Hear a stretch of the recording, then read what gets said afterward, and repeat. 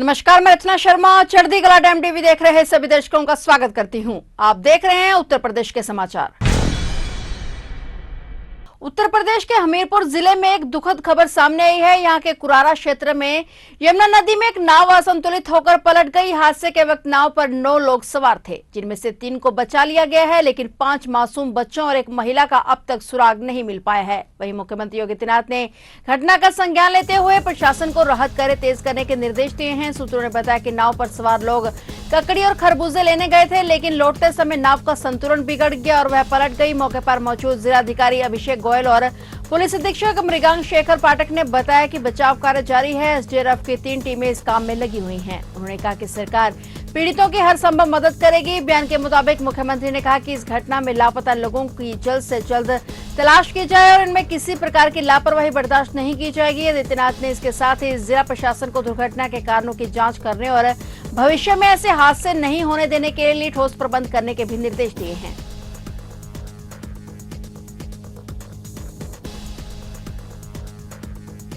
UP में जनगणना की प्रक्रिया आज से शुरू हो गई है। आज बृहस्पतिवार से स्वगणना की प्रक्रिया शुरू हुई है। परिवार के मुखिया घर बैठे ऑनलाइन फॉर्म भर सकते हैं और फॉर्म में पूछे गए 34 सवालों के जवाब देने होंगे। कोई गलत तथ्य ना दर्ज करें और इसके लिए कोई भी दस्तावेज अपलोड नहीं करना होगा। स्वगणना की प्रक्रिया 7 से 21 मई तक चलेगी और इस दौरान परिवार के मुखिया को पोर्टल पर जाकर मोबाइल नंबर से लॉगिन करना होगा और इसके बाद 34 सवालों के जवाब भरने होंगे। ये सवाल मकान और परिवार से जुड़े हैं और इस प्रक्रिया को पूरा करने पर 11 अंकों की एक आईडी मिल जाएगी। जब 22 मई के बाद जनगणना कर्मी घर पर पहुंचेंगे तो उन्हें यह आईडी देनी होगी। उत्तर प्रदेश में अब कौशल आधारित पढ़ाई कक्षा 6ठी से ही शुरू की जाएगी। इसमें स्कूलों को उद्योगों और कौशल विकास संस्थानों से जोड़ा जाएगा। इसमें स्किल से जुड़ी लैब की स्थापना होगी और अब कक्षा 6ठी से ही स्कूलों में कौशल आधारित पढ़ाई कराई जाएगी। कौशल विकास और उद्यमिता मंत्रालय की ओर से उत्तर प्रदेश और बिहार समेत 5 राज्यों में इसे पायलट प्रोजेक्ट के रूप में शुरू किया जाएगा। हाल ही में दिल्ली में हुई इन राज्यों के प्रतिनिधियों की बैठक में इसकी रूपरेखा तैयार की गई है। प्रदेश के राजकीय माध्यमिक विद्यालयों में अभी कक्षा 9 से 12 तक के छात्रों के लिए प्रोजेक्ट प्रवीण लागू किया गया है। इसमें अत्याधुनिक छात्र की लैब स्थापित कर छात्रों की कौशल विकास से जुड़ा प्रशिक्षण दिया जा रहा है। अब कौशल आधारित पढ़ाई कक्षा 6 से शुरू होगी और इसमें स्कूलों को उद्योगों और कौशल विकास संस्थानों से जोड़ा जाएगा। इसमें स्किल से जुड़ी लैब की स्थापना होगी और कौशल विकास और उद्यमिता मंत्रालय की दिल्ली में हुई बैठक में यूपी, आंध्र प्रदेश, बिहार, असम और ओडिशा के अधिकारी शामिल हुए और इस योजना का मुख्य उद्देश्य युवाओं के लिए शिक्षा से रोजगार तक एक सहज और प्रभावी रास्ता तैयार करना है। इस केंद्रीकृत योजना में लगभग 600 करोड़ रुपए खर्च होंगे।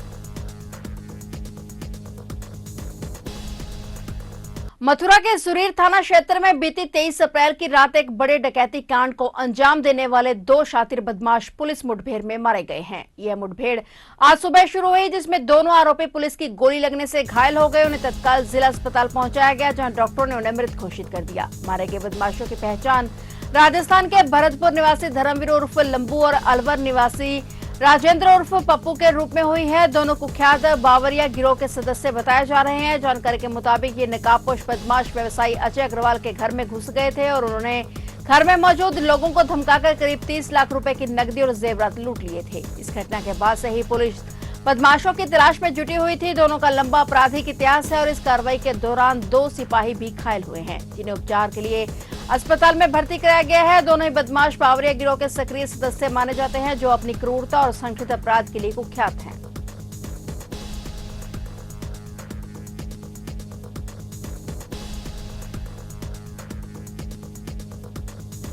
कानपुर के बिदनू में आज गुरुवार सुबह साड़ थाना क्षेत्र के कुडनी में प्राइवेट कर्मचारियों को कानपुर देहात रानिया फैक्ट्री ले जा रही निजी बस को सामने से आ रहे तेज रफ्तार डंपर ने टक्कर मार दी। इससे अनियंत्रित होकर बस रेलिंग तोड़ती हुई रामगंगा नहर में जा गिरी। सूचना पर पहुंची पुलिस ने क्षेत्रीय लोगों की मदद से रस्सी और सीढ़ी लगाकर सभी कर्मचारियों को सुरक्षित बाहर निकालकर बिदनू सीएससी पहुंचाया। कुडनी मोहम्मदपुर निवासी राम नरेश ने बताया कि वह 19 कर्मचारियों के साथ कुडनी से ट्राइडेंट कंपनी की निजी बस से रानिया फैक्ट्री जा रहे थे और बिदनू में रामगंगा नहर पुल के ऊपर किसान नगर मोड़ के पहले सामने आ रहे तेज रफ्तार डंपर बस को टक्कर मारता हुआ भाग निकला और टक्कर से अनियंत्रित हुई बस रेलिंग तोड़ती हुई नहर में जा गिरी। नहर में बस गिरते हुए चीख पुकार मचने लगी और बस की खिड़कियों के शीशे तोड़कर सवारियां बाहर निकलने का प्रयास करने लगी। आसपास के क्षेत्रीय लोगों और राहगीरों ने पुलिस को सूचना देने के साथ ही रस्सी डालकर लोगों को बाहर निकालना शुरू किया। मौके पर पहुंची पुलिस ने सीढ़ी लगाकर सभी को सुरक्षित बाहर निकालकर बिदनू सीएससी पहुंचाया। फिलहाल पुलिस घटना की जांच कर रही है।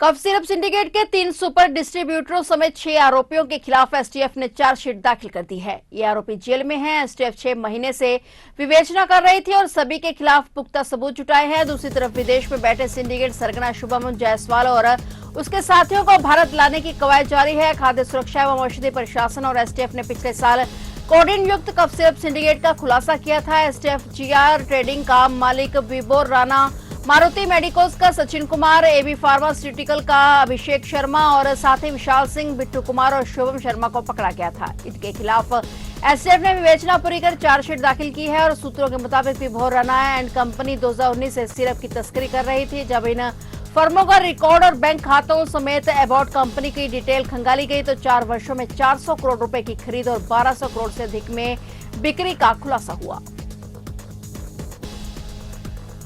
गाजियाबाद के कृष्णनगर में 3 नकाबपोश बदमाशों ने सरेराह हथियार के बल पर कैश वैन लूट ली और इसमें करीब 25 लाख रुपए थे। जानकारी के मुताबिक क्रॉसिंग रिपब्लिक थाना क्षेत्र में जब यह घटना हुई उस समय सुरक्षा गार्ड, कस्टोडियन और कैशियर एटीएम में नकदी डालने गए थे, जबकि वैन एटीएम से करीब 150 मीटर की दूरी पर NH9 पर खड़ी थी। पैदल आए बदमाशों ने फायरिंग की तो चालक मौके से भाग गया और बदमाश वैन लेकर फरार हो गए। रास्ते में वैन में लदे बॉक्स से नकदी और डीवीआर निकाले गए और मसूरी थाना क्षेत्र में दिल्ली मेरठ एक्सप्रेसवे पर वैन छोड़कर पैदल ही जंगल की तरफ भाग गए। पुलिस ने वैन बरामद कर ली है और 8 टीमें बदमाशों की तलाश कर रही हैं। पुलिस के अनुसार ये वैन एवन इंडिया नामक वित्तीय संस्था की थी और इसमें सुरक्षा guard Manveer Singh, custodian Rajneesh Tripathi, cashier Amit Kumar और चालक तेजपाल की ड्यूटी थी। दिन दिहाड़े लूट के बाद पुलिस ने नाकेबंदी और वैन की तलाश शुरू की और इस बीच मसूरी थाना क्षेत्र से वैन को बरामद कर लिया गया है।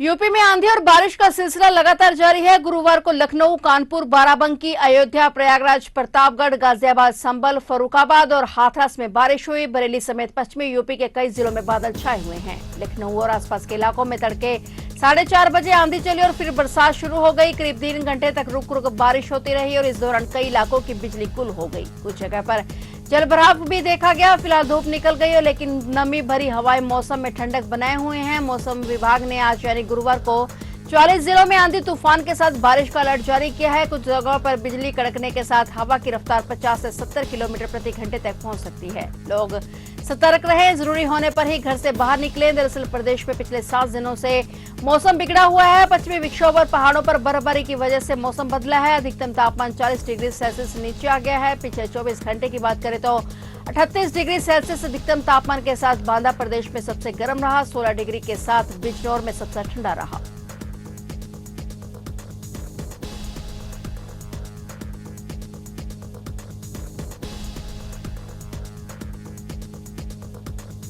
फिलहाल उत्तर प्रदेश के समाचारों में इतना ही और नए समाचारों के साथ फिर से हाजिर होंगे। तब तक के लिए देखते रहिए चढ़ती कला टाइम टीवी।